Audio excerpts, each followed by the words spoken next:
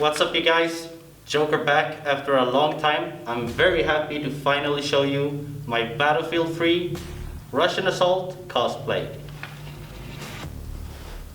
We're gonna start off by taking a look at the rifle that the character uses. If you play Battlefield, you know that you can choose any weapon you want and it doesn't matter the nationality. But the standard issue rifle that the player begin with is AK-74. In the game, you can choose whether or not you want tactical attachments like a grip, flashlight, etc. And I chose to have a grip and a red dot sight, which is basically an EOTech mounted on it.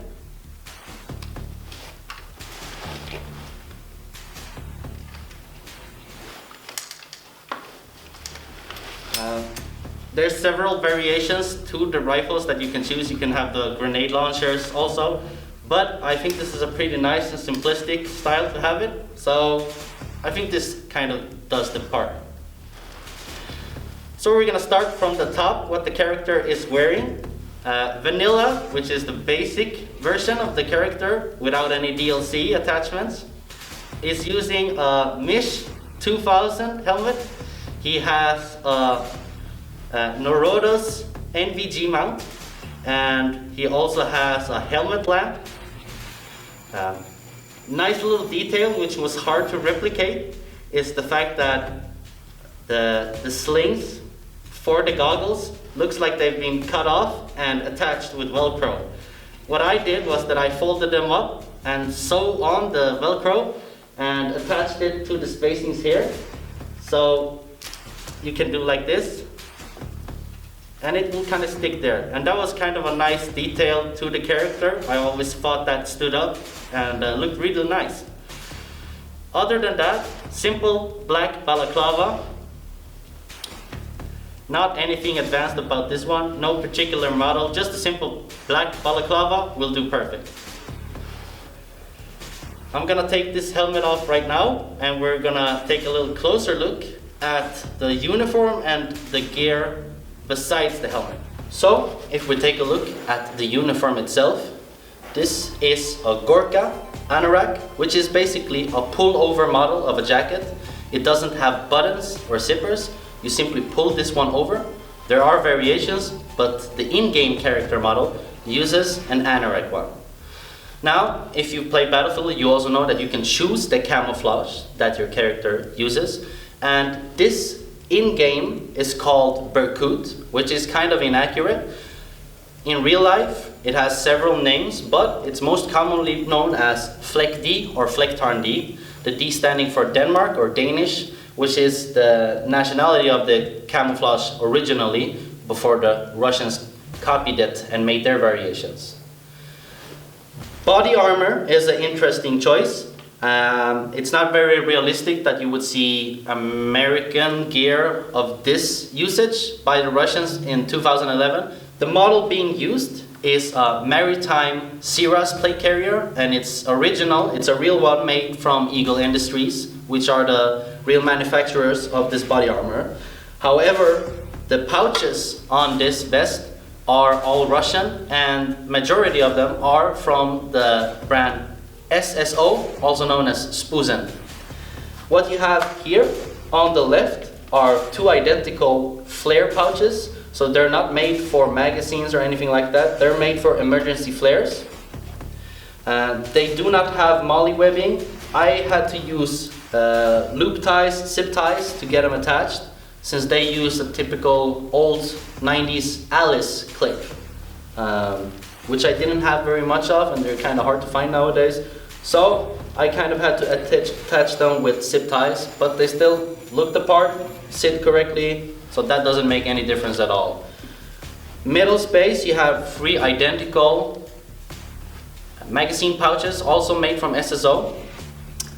They can store about 3 or 4 magazines depending on how you kind of store them, but more or less you have space for at least 6 to 8 magazines just by these ones. On the right side of the vest, the character has a pouch, which is a larger one, kind of looks like a Smirch butt pack, the ones you see on the Smirches, but it's actually a pouch made for explosives like claymore mines or anti-personnel mines of variations. This pouch is made for that, but it does serve a purpose as a general pouch also. I think that when you kind of want to find logic in a video game, you won't really find a lot of it when it comes to the design of the characters, but it looks cool and it looks typically Russian, so they kind of did the job very good on that one. Other than that, the character does have a kind of a larger bayonet knife. I couldn't find the exact model and it was very hard to replicate, so I wanted to throw in a Swedish Easter egg since the game is being developed by DICE, who are in Sweden.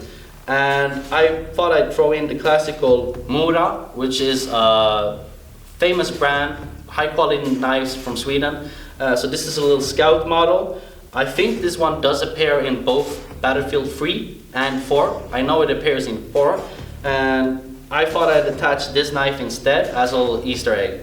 Other than that, you can also see that the character has a typical AK Soviet sling. Not very much to say about this. The character doesn't have it attached. It doesn't look like it hooks up to his weapon. It just seems that it's looped through the vest on the shoulder parts, going through the pouches. On the back, we have a very interesting backpack. This is a backpack which is originally made for a webbing system called Grad 2, made by Anna.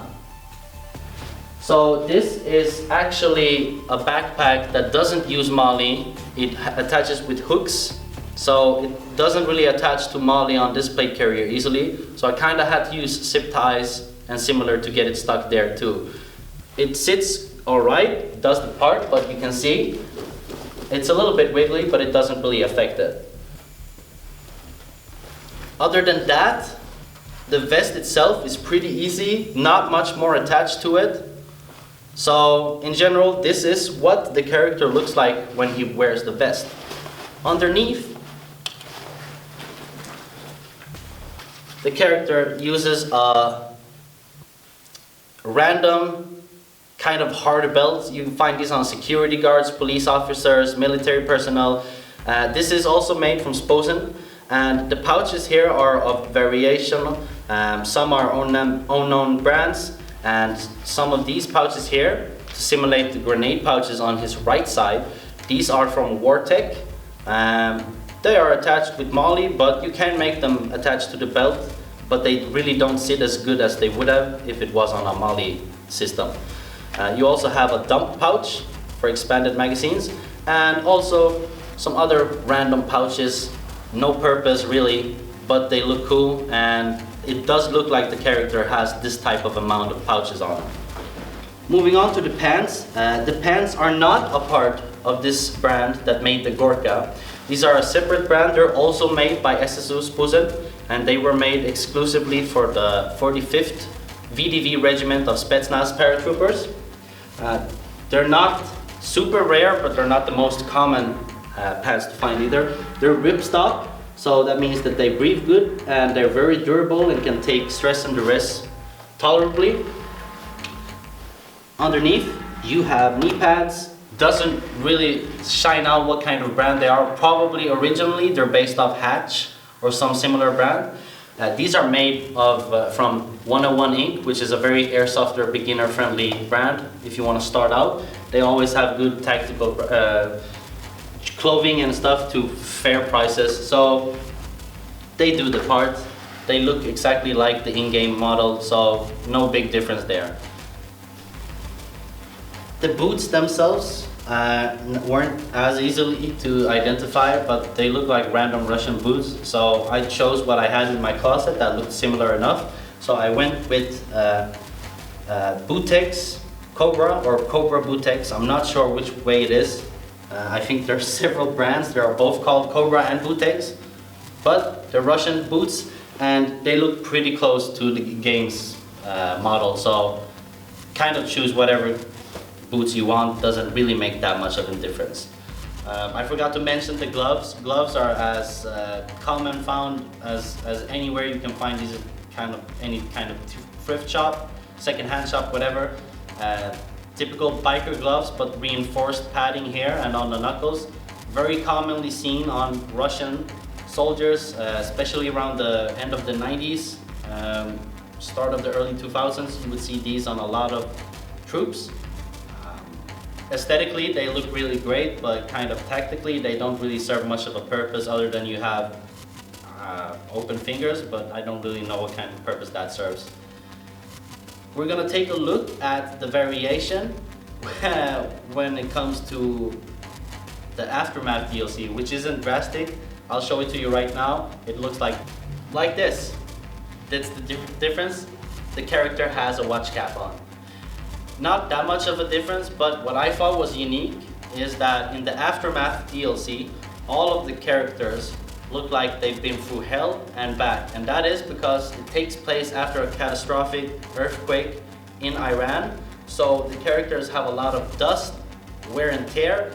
They've ditched some of the gears, and the Russian assault character has dropped his helmet and instead has this watch cap. So what I thought was unique was that you could actually see the character's face, which you couldn't before because he was very anonymous with the black balaclava, big goggles and helmet, so you didn't really get an impression of what this character looked like.